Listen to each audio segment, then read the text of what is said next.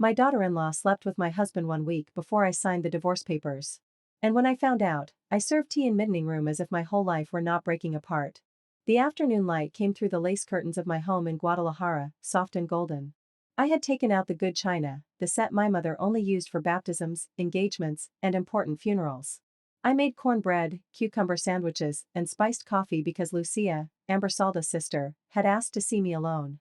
Her voice on the phone sounded tight, as if she had a stone stuck in her throat. When she arrived, her face was pale, her eyes were swollen, and she held her purse against her chest. "Mrs. Nadia, please forgive me for coming like this." "Come in, sweetheart. Sit down. You are scaring me." Lucia did not touch the food. She stared at her hands and started crying without making a sound. "It's about Amber and Mr. Damien. My husband. My Damien. 42 years of marriage. The father of me only son, Mateo. The man I had planted bougainvillea with, buried my parents beside, and celebrated every Christmas within that house. What happened with them?" Lucia lifted her face. "They are together. As lovers. I saw them at a cafe near his office. They were kissing. Amber confessed it to me afterward. And that is not all. She said that once you signed the divorce, Damien would keep the house, and she would finally live the life she deserved." I felt the dining room tilt beneath me, but I did not scream. I did not faint. At 64, a woman learns that the most dangerous pain is the kind that makes no noise. Does Mateo know? No. And I am terrified to tell him. He truly loves her. Mateo, my 35-year-old son, was kind to a fault, hardworking, trusting, and painfully loyal. He had married Amber believing he had found a sweet woman. I had believed it too. I welcomed her with open arms. I loaned her family jewelry for her wedding. I taught her my recipes. I called her daughter. Lucia swallowed hard. Amber said she married Mateo to get into the family. She said Damien was the real prize. She said you were old, and that soon you would sign everything away because you were tired. I looked out the window. The red roses in the garden were wide open and beautiful, as if there were no poison beneath the soil. "Thank you for telling me the truth. What are you going to do?" I sat back down and poured her coffee with steady hands. "Nothing." "Nothing?" "I am going to smile. I am going to pretend I do not know. I am going to let them believe they have already won." Lucia looked at me as if she no longer recognized me. "Mrs. Nadia. Sweetheart, some battles are not won by throwing plates. They are won by letting the enemy sign his own ruin." That night, Damien came home smelling like Amber's expensive perfume. I made his usual dinner, beef in its broth, warm tortillas, and roasted salsa. He barely looked at me. I had a lot off work. "Of course," I said. "You must be exhausted." While he ate, he checked his phone 6 times. He smiled at the screen with a face he had not given me in years. I watched him calmly. The way he lied. The hurry to escape to his study. The guilt he did not hide well enough. 3 days later, Amber came for Sunday lunch wearing a new dress and red lipstick. "Nadia, you look beautiful. You should go out more. Rebuild your life." "Do you think so?" "Of course, sometimes long marriages become just a habit. Maybe you and Damien deserve to be happy, separately." Her nerve almost made me laugh. My daughter-in-law, my husband's lover, was advising me to set him free. "I will think about it, dear." She smiled, believing I was a poor old woman being pushed toward the door. But Amber did not know that the house did not belong to Damien. It did not even belong to our marriage. It belonged to a trust from my grandfather, with an old clause hidden like dynamite beneath the floor. If my marriage ended because of adultery, the unfaithful spouse lost every right tied to the family assets. And I already had an appointment with attorney Patricia Cardenas. Patricia's office was in downtown Guadalajara, far from the club where Damien showed off to his friends. I told her everything, Lucia, Amber, the messages, the perfume, and the conversations I overheard after meals. Patricia did not gasp. She only took notes. "We need proof. Do not confront them. Do not warn them. Let them get comfortable." "That is exactly what I am doing." I handed her copies of my grandfather's trust. She read them and raised her eyebrows.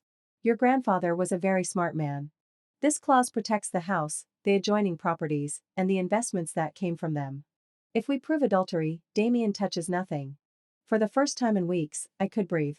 A few days later, Damien told me we should perhaps divorce with dignity. I pretended to be sad, but I agreed. He blinked, surprised that I did not beg. "Amber started visiting more often, sweet as poison. I can help you pack when the time comes." "How thoughtful of you." The meeting took place at the office of Ricardo Penin, friend of Damien's. Everything was marble, leather, and false smiles. Mateo was there too, pale and confused, believing his parents were ending peacefully. Amber stood beside him, both her eyes kept shining toward Damien. The lawyer placed a folder in front of me. Mrs. Nadia, this is a very fair agreement. You will receive a small apartment in Zapopan, part of one account, and a monthly allowance. Mr. Damien will keep the family home, the business, and the properties for administrative reasons. The family home? I asked softly. Damien took my hand as if he still had the right. Nadia, that house is too much for you. Too much maintenance. The apartment will be easier to manage. Manageable. As if I were an old suitcase.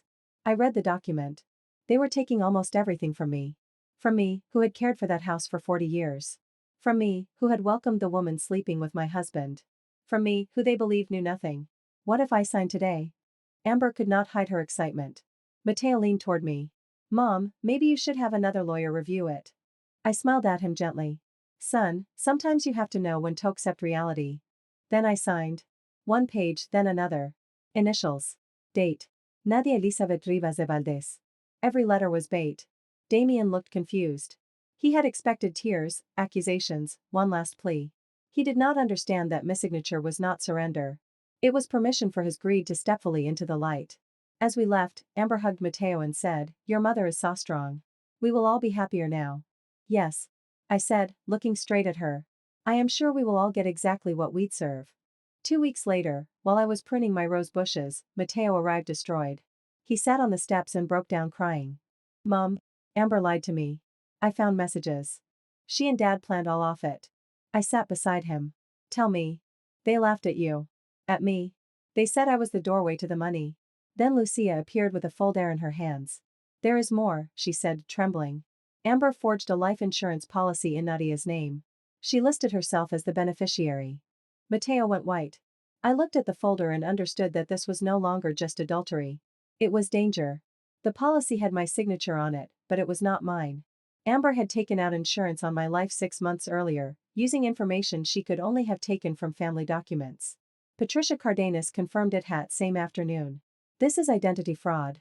And if she is the beneficiary, we must handle this very carefully. Mateo could not stop pacing in the living room. Did me wife want my mother dead? Lucia cried silently. I do not know how far she would have gone, she said. But I do know one thing. Our Aunt Elena died 2 years ago while Amber was caring for her. It was called a sudden heart attack. Afterward, Amber inherited her house. A cold feeling climbed up my back.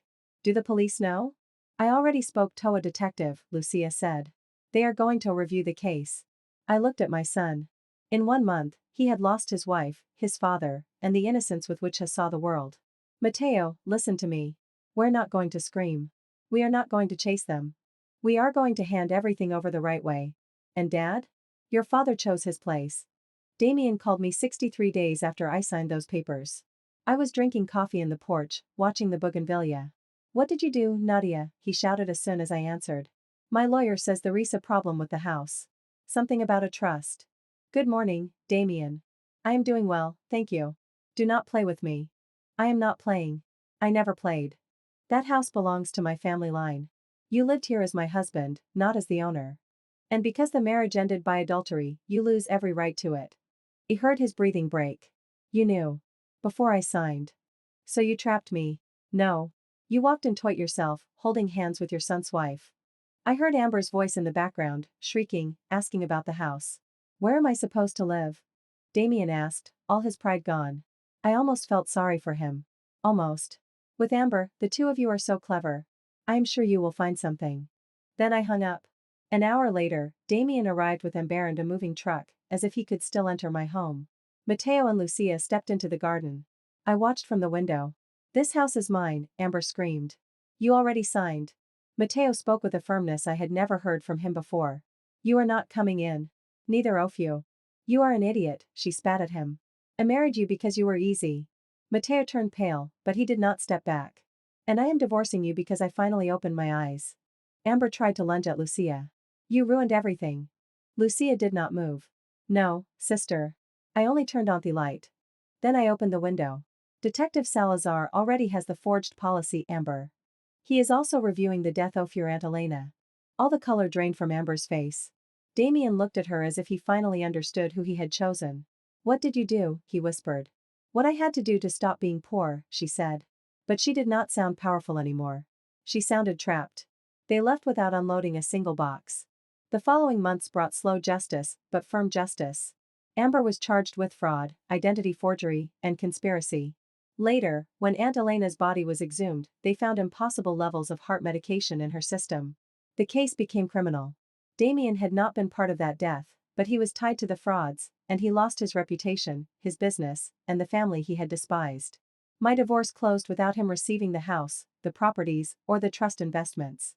The small apartment they had planned to give me as a consolation prize also stayed in my name. I decided to turn it into a temporary shelter for older women rebuilding their lives after divorce. Matteo took a long time to heal.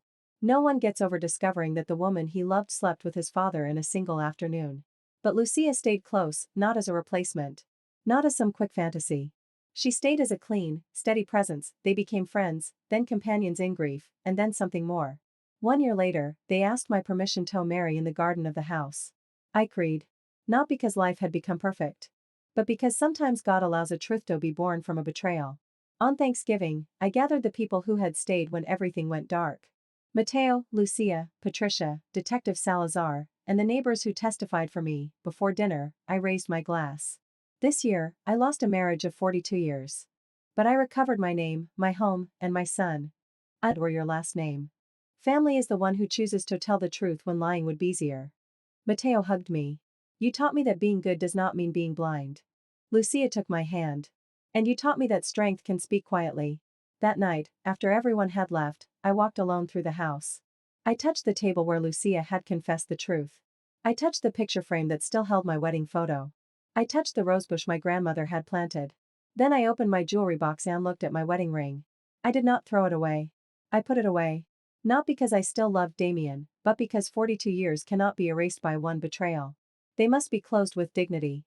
Now I am 65. The house is still in my family. In spring, the oak tree in the yard blooms again. And so do I. They thought that because I was older, because I was a wife, because I was amateur, I would not know how to defend myself. They were wrong. Sometimes a woman does not need to scream to win. Sometimes she only needs to wait, sign calmly, and let the truth destroy everyone who underestimated her.